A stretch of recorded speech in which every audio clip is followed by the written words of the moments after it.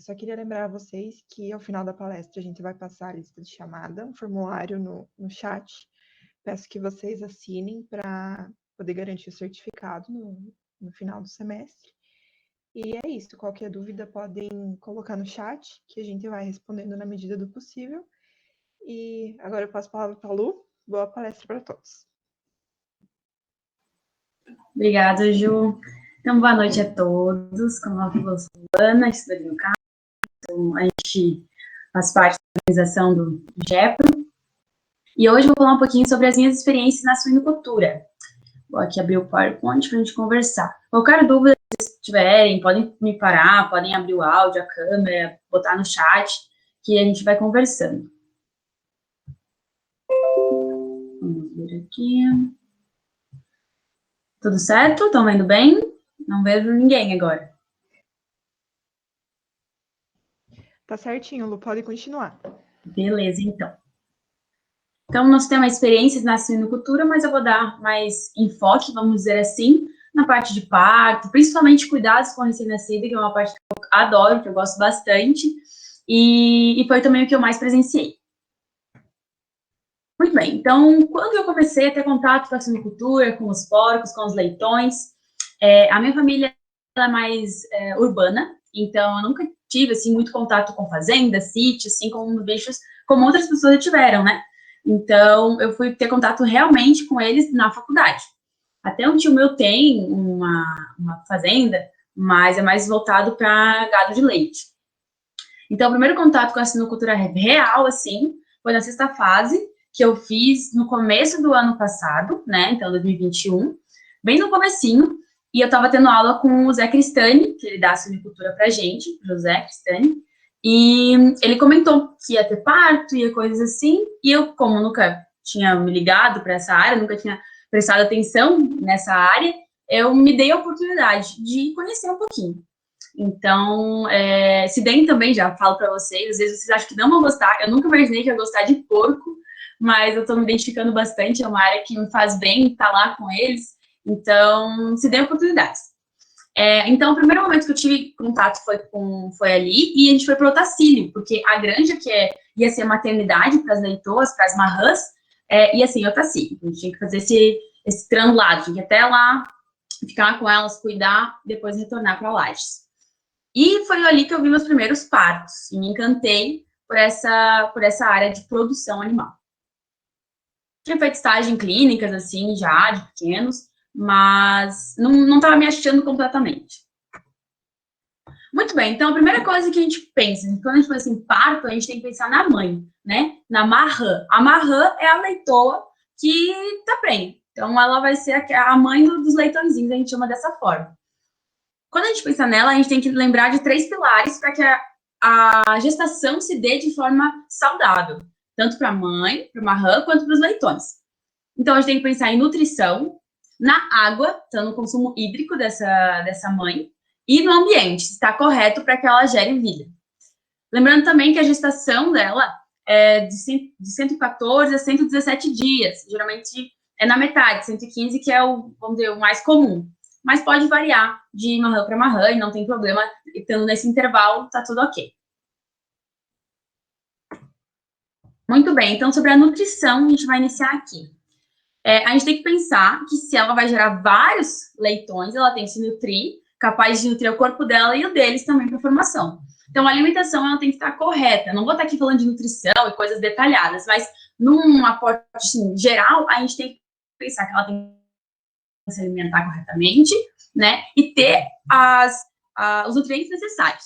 Aqui, só falando um pouquinho, para ter uma noção, no começo da gestação, ela tem que estar comendo em volta de 2 quilos por dia, né? Separado de manhã e de tarde, então um período, vamos dizer assim.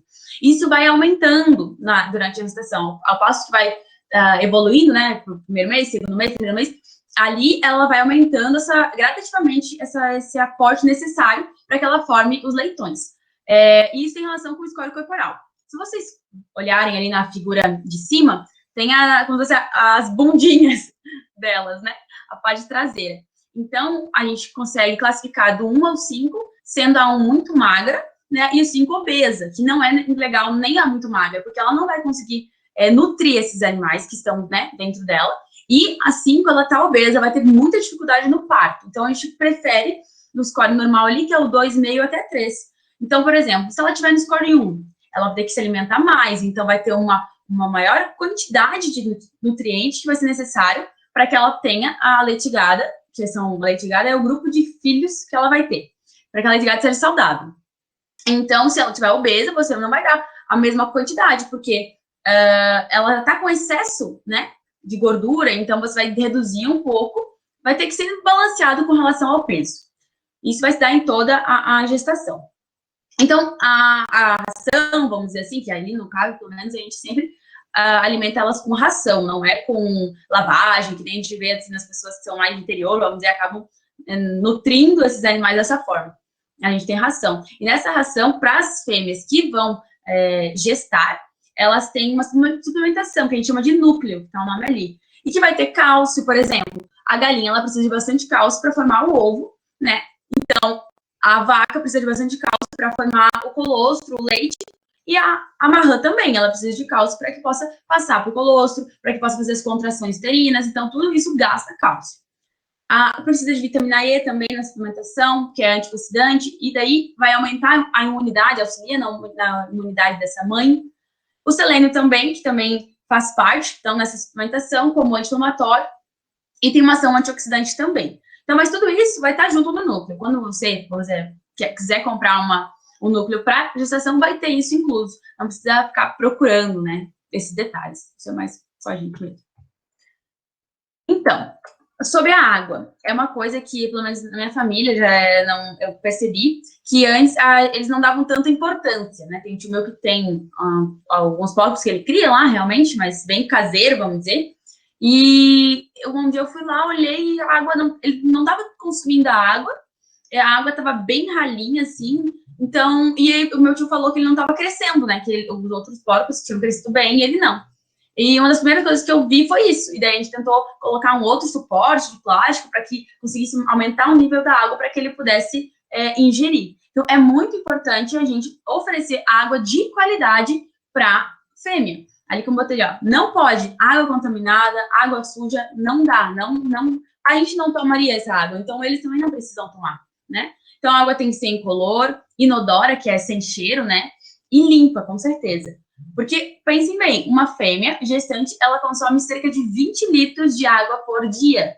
E se essa água estiver contaminada, estiver suja, com certeza essa fêmea vai ter dificuldade na gestação e também isso já vai resultar nela mesma, mesmo que ela não seja gestante, né, uma fêmea que está vazia, vamos dizer assim, vai ter complicações. Então, tem que ter muito cuidado com isso, que é algo fácil de cuidar, mas às vezes os produtores acabam não prestando tanta atenção nisso.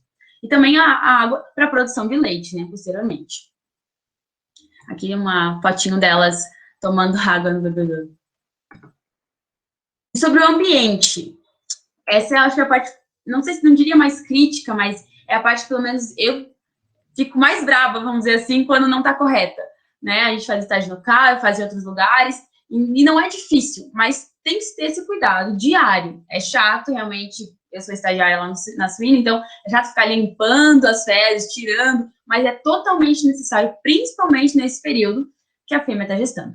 Então, se a gente for pensar, a baia suja, contaminação, é igual o quê? A leitão recém-nascido totalmente contaminado, que vai ter diarreia, que vai ter subnutrição e que vai levar à morte dele. Então, se o ponto final da gestação é produzir leitões que sejam saudáveis, que cresçam e produzam carne, não chega até lá, porque pela diarreia, muitos morrem mesmo.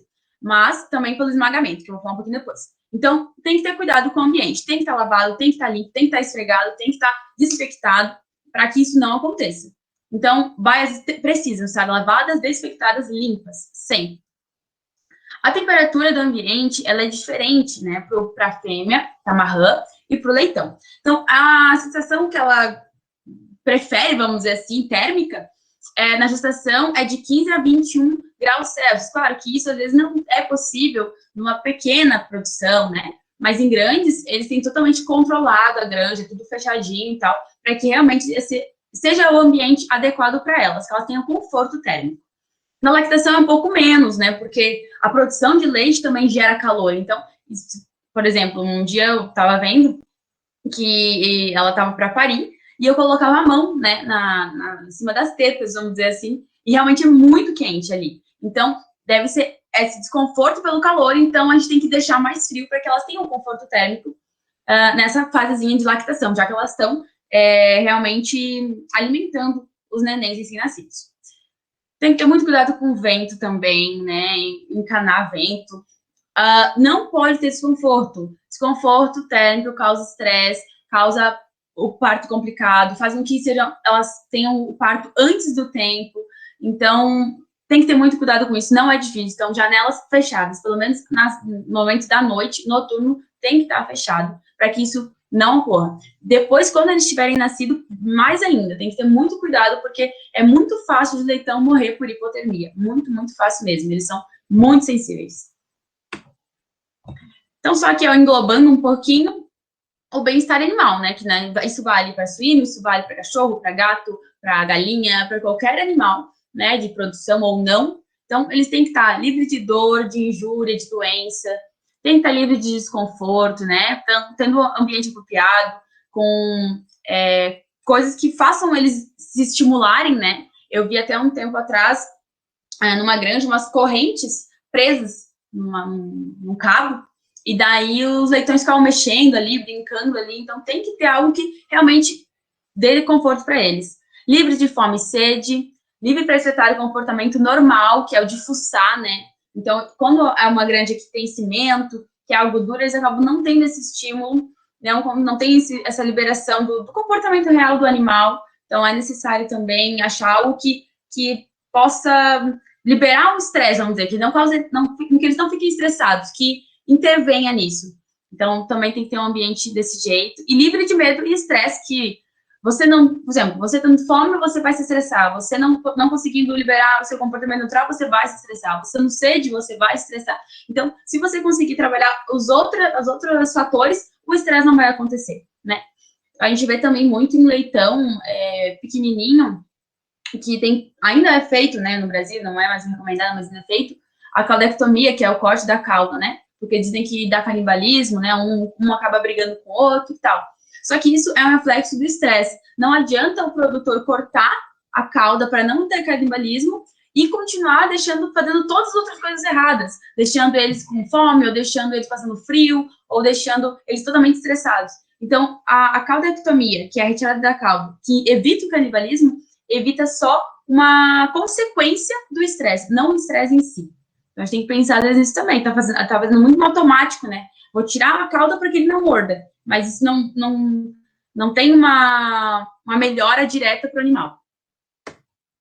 Muito bem. Então, ela já gestou em 115 dias, está próxima do parto, a gente já sabe disso. O que a gente faz? Então, momento do pré-parto, né? Aqui, a gente sabe que antes dela parir, se deve levar para um outro espaço, né? Antes, eu vou até passar para depois eu voltar aqui. Antes, ela ia estar nesse local cheio, com outras porcas, com outras marrãs, com outras leitoas, né? Uma convivência boa, porque eles têm faz parte deles andar em grupo, andar em bando, então é algo que é natural. Mas depois, para que ela consiga ter um parto bom, se coloca ela numa maternidade, uma baia de maternidade, que pode ser a de cima ali, que é uma chama de gaiola, na verdade, que ela realmente fica mais ou menos presa, e para ela ter o parto, né? A gente também usa esse método, assim, para que ela não deite em cima dos leitões, tem uma parte de aço embaixo, na verdade, dos dois lados, que quando ela for deitar, ela vai deitar em cima dessa parte para depois deitar no chão.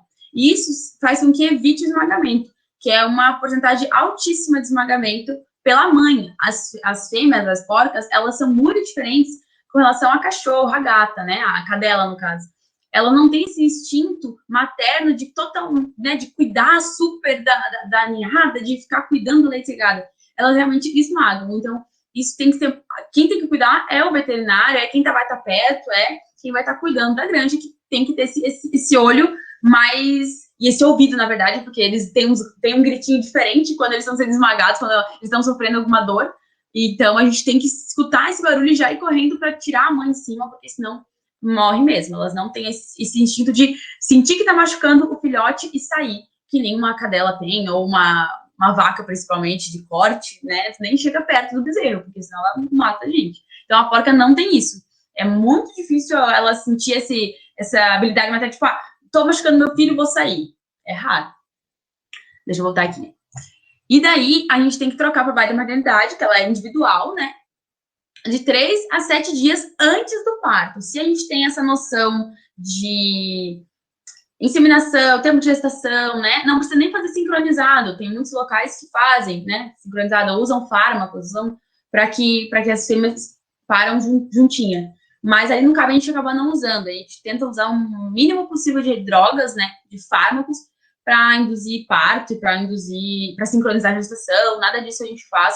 Toque também, o professor ele pede que a gente não faça para que diminua a contaminação bacteriana, né, dentro do útero. Então a gente não fica fazendo esse tipo de manobra sem realmente estar necessitando, né? Então, é um último caso mesmo. E ali gradativamente, no pré-parto, a gente vai diminuindo a alimentação delas, né? Nos últimos 3 dias que antecedem, a gente vai dando menos, tipo, a gente diminui 500 gramas, daí outro dia menos 500 gramas, no outro menos 500 gramas, daí no terceiro, a gente, que for do dia, vamos dizer, né, que é o dia do parto, a gente não oferece ração. Primeira vez que me falaram isso, tipo, não dá comida pra ela porque ela vai parir hoje, eu fiquei chocada. Falei, como assim? Ela vai parir, ela precisa de energia e não sei o que, né? Foi a primeira coisa que eu pensei. Mas eles me explicaram, o professor Zé me explicou, e daí eu consegui compreender. O que acontece?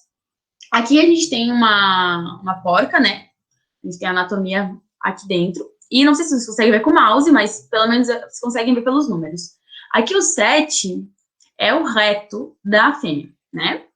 E aqui o 8 é a vagina. Aqui o 10 e o 11 são o útero, ok? Compõe o útero. O que acontece? Quando ela tá com a leite-gada, né, gestando a leite-gada, eles vão estar no útero, que vai estar bem mais baixo, né? Vai estar bem expandido, não vai estar só aquela partezinha atrás, tá tendo bastante tempo, bastante local no abdômen, né? Então, ele vai estar bem maior.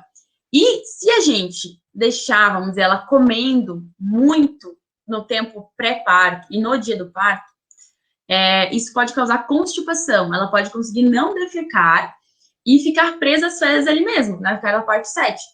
E se ficar as fezes ali, comprime o canal vaginal e ela não consegue parir. Então, causa distocia, que é a dificuldade de parto, né? Então, a gente faz isso para que ela realmente consiga ter um parto mais fácil. E ela vai ter os nutrientes já de toda a alimentação anterior. Então, não é como se ela não conseguisse parir porque não comeu aquele dia. Então, é realmente para isso. Porém, a gente continua oferecendo água, então ela tem o consumo hídrico, os 20 litros ali ela continua consumindo, não tem problema nenhum. É realmente as fezes que daí complica para a saída dos fetos, então, dos leitões, né? Qualquer dúvida, vocês me falem, se eu tô indo muito rápido, muito devagar. Ok. Aqui, quando está próximo ao parto, assim, como a gente no CAB não usa nenhum fármaco para sincronizar, a gente sabe mais ou menos porque a gente faz a inseminação artificial, né? Então, usa o sêmen de um cachaço, que é o nome do macho, que não é daqui, a gente não usa os nossos cachaços para cobrir, a gente usa os nossos cachaços para induzir o cio, né? Mas não para avaliar se elas estão em si mesmo. Mas elas são inseminadas. Então, a gente vai avaliando, por exemplo, a inseminação foi tal dia, então, hoje é para ela parir. A gente vai saber se ela vai parir como? Pelo comportamento que ela dá, elas ficam mais agitadas, e daí a gente sempre avalia as tetas. Como é que a gente faz? A gente aperta como se a gente ordenhasse mesmo as tetas da porca. Se sair gotas de leite, ou até jatos, como tá aparecendo ali embaixo, significa que o parto está muito próximo, coisa de 6 horas, 8 horas, varia, mas a gente tem que ficar cuidando ali, que a gente não pode, por exemplo, sair e ir para casa e ninguém ficar cuidando dela, porque senão os leitões vão nascer e não vai ter ninguém para fazer os procedimentos que eu vou explicar depois. Então, não dá de sair, né? A gente até se reveza, fica de madrugada, fica de noite, o pessoal fica de manhã bem cedo, porque quando tem alguma para parir que a gente já sabe que está saindo, liberando o jato de leite, não dá de ficar sozinha. E ali, na verdade, né, não é assim, bem assim que a gente faz, né? A gente só aperta um pouquinho para ver se tá gotejando. Mas eu tava procurando algumas fotos para trazer para vocês, para ficar mais fácil, porque eu esqueci até de tirar fotos, né? Eu não sou muito de ficar tirando foto de tudo. Mas eu achei esse título e fui entrar. Então, queijo com leite de porca. É real, exatamente, isso existe. Foi o holandês, agora eu não me lembro o nome correto dele, mas é um holandês que teve essa ideia genial de fazer queijo de leite de porca. Tem de vaca, tem de cabra, né? Ele quis fazer de porca. Só que não, ele viu que não valeu a pena, ele fez, acho que só para realmente ser mais conhecido, mas ele falou que para fazer o queijo precisa de cerca de 10 litros de leite de porca, e vocês estão vendo que isso é um pouquinho leite, né, por ordenha, vamos dizer assim. Então, a porca não tem tanto leite assim para fazer queijo, e nem a vaca, por exemplo. Então ele não achou viável. Ele falou que faria chegaria a fazer se fosse por encomenda, mas o queijo seria cerca de $8.000. Então acho que ele não vai conseguir viver vendendo queijo de leite de porca. Ok, então beleza. A gente viu que elas vão para parir, elas estão prontas, tá saindo, tá gotejando leite, né? A gente tem que pensar em 3 coisas. A porca tá liberando leite? Sim, ok, tá próximo. Ela tá contraindo o abdômen, tu tá vendo que ela tá fazendo contração abdominal, ela tá forçando, ok, também tá próximo. E a gente tem que lembrar que é possível, eu já presenciei isso, a gente vê os leitões se mexendo na barriga. A gente consegue, que nem neném na barriga da mãe, no caso mulher, né? A gente consegue, eu já coloquei a mão uma vez na barriga da porca, que elas ficam mais deitadas, assim, quando tá bem próximo, elas ficam deitadinhas, assim, tipo, vai acontecer o parto. E daí ela tava mexendo, é bem legal de ver. E quando a gente vê esses 2 fatores, o terceiro, que eu gosto de fazer pelo menos, que eu já fiz, não é todo mundo que faz e que gosta, mas eu lavo as porcas antes delas parirem. Quando eu vejo que elas estão gotejando leite, que estão gotejando no abdômen, que está muito próximo ao parto, que tipo, vai ser hoje, eu acabo limpando elas. Tem alguns doutores que dizem que não, que tem que fazer a limpeza seca, né? Então, só tirar as fezes e não botar água dentro da baia. Eu acabo optando fazer isso porque eu acho que é muito mais higiênico conseguir, porque antes de ir para a maternidade, eu esqueci de falar, né? Antes de ir para a maternidade, elas são lavadas, e bem lavadas, com escova, com detergente, com esponja, então elas são bem lavadas, principalmente a parte das tetas, né, das mamas, então a parte traseira, que vai contato direto com os recém-nascidos, então essas são as partes mais lavadas, a gente lava toda ela. Só que às vezes, como elas saem de 7 a 3 dias desse local, pode ser que de 7 a 3 dias elas sejam totalmente sujas de novo, né? Dependendo do local, dependendo de como é a limpeza, dependendo se é feita, se o piso é de cimento, se é ripado, se é de madeira, de que é. Então, eu acabo limpando elas novamente. Isso. Oi? Tem alguém com a câmera querendo falar alguma coisa? Não? Tá. Mas podem falar, parar, não tem problema, tá? E daí eu acabo lavando elas novamente. E isso pode dar um estressezinho, assim. Tem gente que acaba dando mais estresse, mas pelo menos ela pare com eles num ambiente melhor, menos contaminado. Então, limpo elas. Beleza. Amarrando, tá tudo certo. A gente sabe essas 3 coisas e vai parei. Pra ela tá tudo beleza. E daí a gente pensa, tá, e o cuidado com os leitões? Porque a marrã precisa dessas coisas para que ela tenha um parto bom. Mas e eles? Né? Quando eles nascerem, o que vai acontecer? Então, agora eu vou falar um pouquinho dos cuidados com recém-nascidos. Deixa eu ver se a hora, só porque eu não consigo ver nada ali. A gente tá tranquilo ainda. Então, cuidados com os recém-nascidos, que é a parte que eu mais gosto, que é a parte que eu acho lindo, que é maravilhoso ver eles nascendo, né? Às vezes 15 leitõezinhos, 13 leitõezinhos, às vezes tem mais. E a gente tem que pensar, primeira coisa, antes deles nascerem, a gente viu que a porca tá pronta, antes de nascerem a gente tem que ver, o escamoteador tem que estar quente. O que é escamoteador, né? Primeiramente.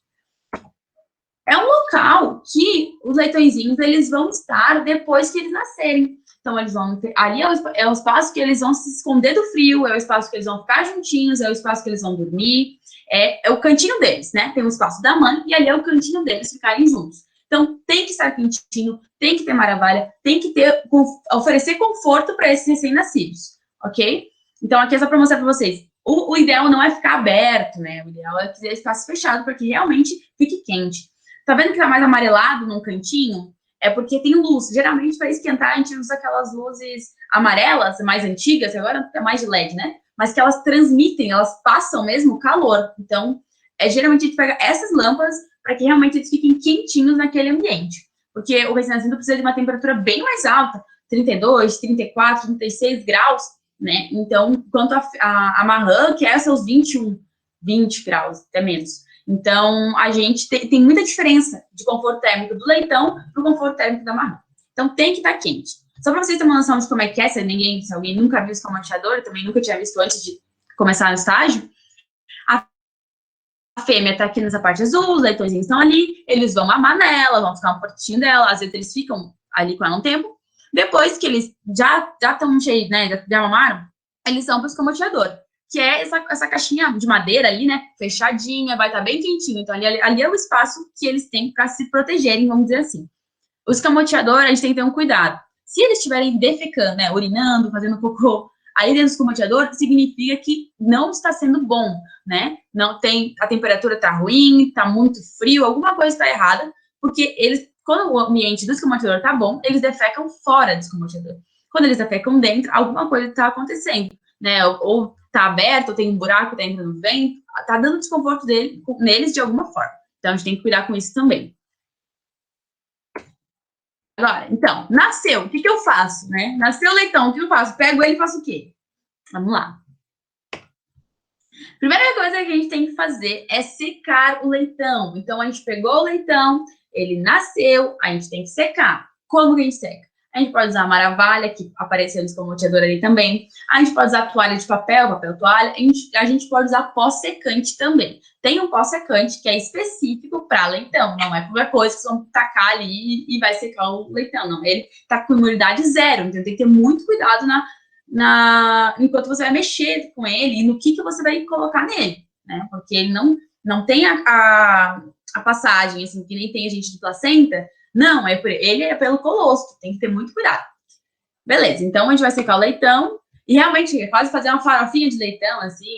O professor comenta que a gente faz, como é que é? Porca milanesa, mas é só uma brincadeira, galera. É só porque ele fica bem com areiazinha, vamos dizer. Ali no cabo, a gente acaba usando mais papel toalha ou maravalha. Pó secante a gente não usa tanto. Até porque tem que cuidar muito com o focinho, né? Porque ele pode aspirar e pode ser mais difícil para ele. Então, tem que cuidar disso também. Segunda coisa que a gente faz. A gente já secou ele, porque ele perde calor muito fácil. Então, isso também faz com que ele perca menos calor. Ele não tem ainda a termorregulação correta. Então, segundo, cortar o cordão umbilical.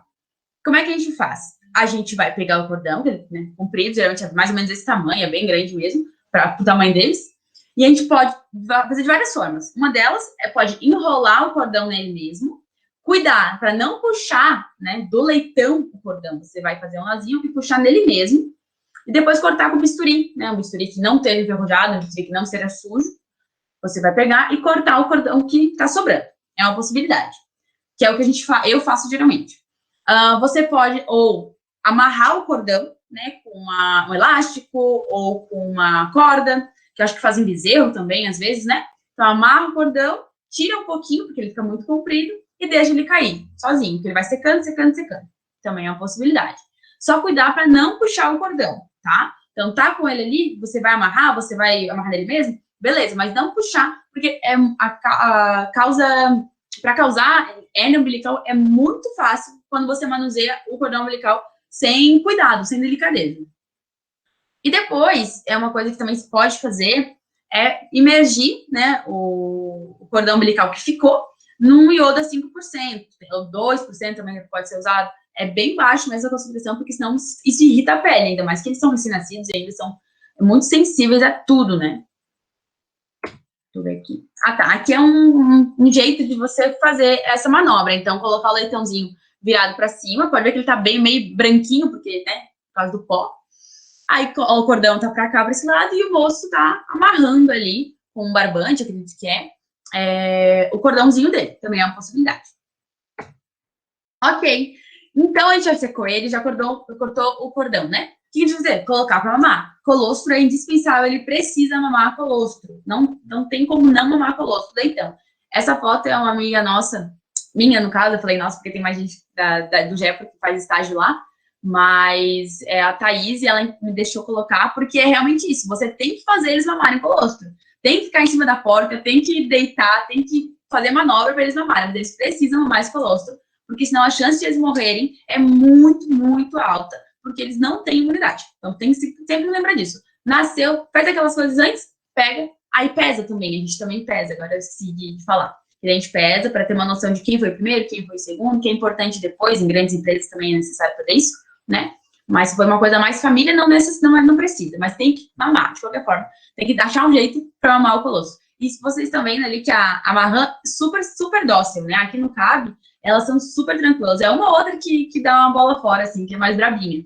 Mas é super tranquilo mexer, ó. Ela tá segurando os leitões dela e ela tá deitada, tranquilo. Se você fizer isso com uma cadela, você ganha uma mordida bem fácil, né? Então, tem que cuidar dessas outras espécies, mas com elas é muito tranquilo. Ainda mais que a gente tá sempre lá, então elas acabam conhecendo. O corpo é muito inteligente, eles gravam sons, eles gravam... é muito fácil eles reconhecerem quem trata e tal. Eles ficam muito felizes quando a gente chega com balde. Mesmo que esteja vazio, eles acham que tem ração e ficam bem doidos. E depois, mamou, a gente tem que colocar no escamoteador, que é aquela coisa que eu mostrei antes pra vocês, pra eles ficarem quentinhos e tal. Tem o manejo 40-20 que a gente tem que fazer, né? O que é esse manejo 40-20? Então, os 40 minutos, eles ficam, depois de mamar o colostro, eles ficam no escamoteador, fechados, para não dar hipotermia, para eles não morrerem de frio. Então, eles ficam no escamoteador 40 minutos. Depois disso, eles vão ficar 20 minutos mamando. Aí a gente tem que auxiliar eles, porque eles ainda não reconhecem muito bem a teta da mãe, eles ainda não reconhecem muito bem o leite. Depois da segunda mamada, terceira, eles já pegam sozinho, mas nas primeiras tem que cuidar e ficar segurando eles mesmos, ainda mais os refugos, que a gente chama, né? Refugo é o leitão que tem cerca de 500 gramas, até menos que isso, que daí são os bem, bem pequenininhos. Porque um leitão, ele nasce mais ou menos com 1,5 kg, assim, é um bom tamanho já. E daí, aqui falando da temperatura do escamoteador, né? Tem que estar no 32, 36 graus Celsius, porque é a temperatura que precisa para eles não ficarem com frio. E geralmente eles estão bem grudadinhos nos outros também. Essa aqui é uma das fotos que eu tenho com eles. Foi no primeiro momento, assim, de parto e de acompanhar. Foi lá no Mito Costa, que eu comentei que foi o primeiro contato que eu tive, né, com a suinocultura. Então, eu tava super feliz e animada com essa parte da reprodução que eu nunca tinha contato. E da produção animal também. Foi bem legal. Então, vocês conseguem ver o escamoteador ali atrás, né? Tem até um casaco em cima. E daí, conseguem ver eles mamando. Conseguem ver o bebedouro, aquela parte branca ali é o bebedouro da marrã. Então, ela é super tranquila com a gente do lado, né, tirando foto, elas são bem dóceis mesmo. Aqui outra foto, dá de ver que eles estão brincados já, né, depois eu vou falar sobre isso, mas eles já estão brincados, porque a gente precisa colocar uma identificação, porque senão vai dar todo mundo igual.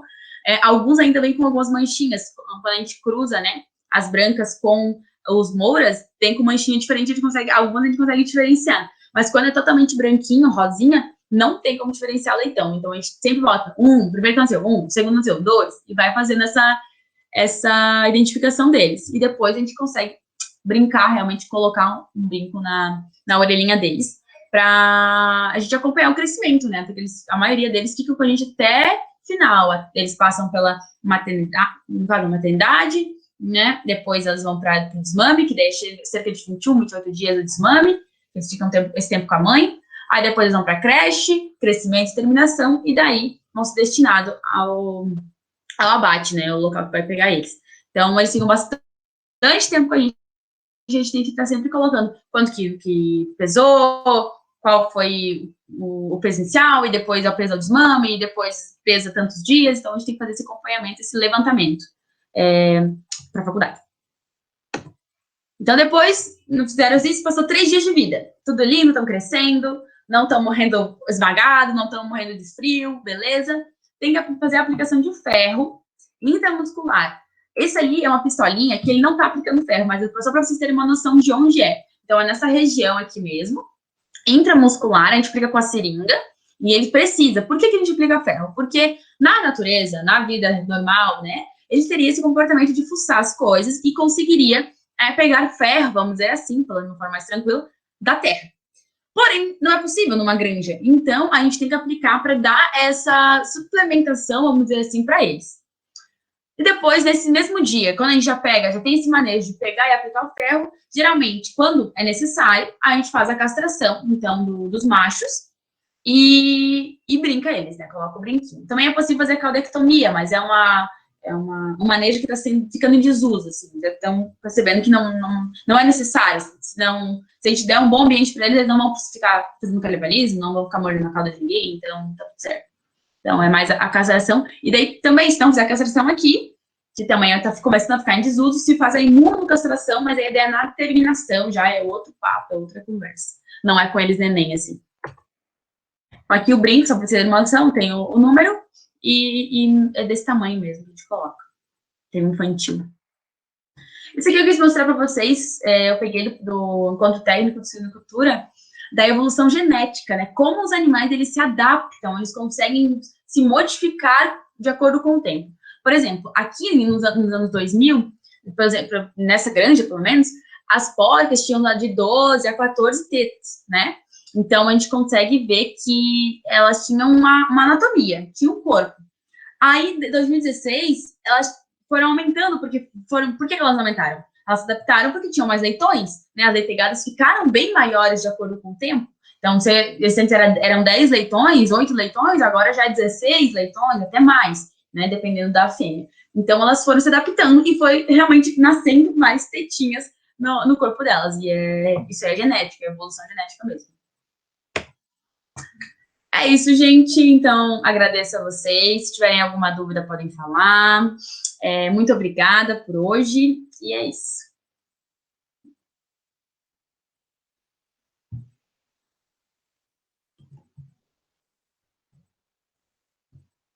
Obrigada, Lu. Se alguém tiver alguma dúvida, eu vou abrir o chat aqui.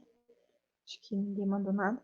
Eu tô pegando o link aqui da presença, eu já vou mandar. Alguma dúvida, pessoal?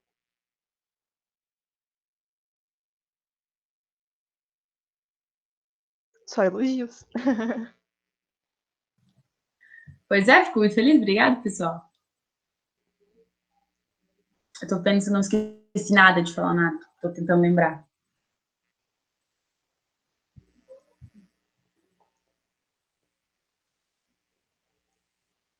É que eu me empolgo de falar de porco e daí às vezes esqueço algumas coisas. Não, mas foi uma apresentação bem clara, assim, bem esclarecedora. E um ritmo excelente. É muito legal te ouvir falar, você fala muito bem. Muito obrigada. Acho que se ninguém Opa! tiver nenhuma dúvida, a gente pode. Você ia falar? Desculpa. Uhum. Eu ia falar Se sobre o ninguém formulário tiver só. nenhuma dúvida, preencham, gente, que vale o certificado no final. Se ninguém tiver nenhuma dúvida, acho que a gente pode encerrar. E se alguém quiser, pode mandar alguma pergunta no grupo do WhatsApp que a gente tem, ou no direct do Instagram, que a gente responde sem problemas. Isso aí. Então tá, valeu, pessoal. Até semana que vem. Boa noite a todos. Até mais.